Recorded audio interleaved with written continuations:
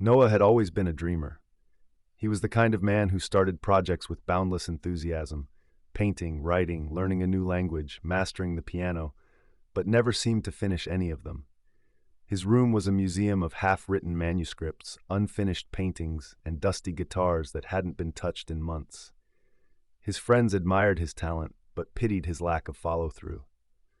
"You have so much potential, Noah," they'd say. "If only you could stick with something." Deep down, Noah knew they were right. He wanted to finish something. He wanted to prove to himself that he wasn't just a man of beginnings, but a man of completions.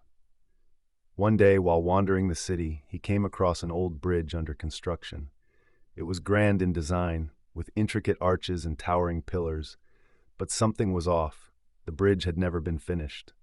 The path abruptly stopped in the middle, leaving an empty gap over the river below. Curious, he asked an old worker nearby about it. "This bridge?" The man chuckled. "It was meant to be a masterpiece. The architect had big dreams, but he kept changing the design, rethinking every detail, never satisfied. Eventually, funds ran out, and he abandoned it." Noah stared at the half-built structure. It was beautiful yet useless, a monument to wasted potential. It reminded him of himself. That night, the image of the unfinished bridge haunted him. He realized he had spent years building half-bridges in his life, never crossing to the other side. The next morning, he made a decision.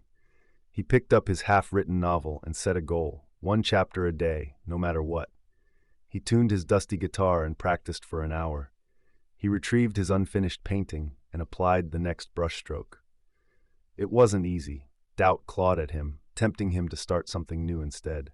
But he remembered the bridge. He refused to be its architect. Weeks turned into months. One morning, Noah typed the final words of his novel.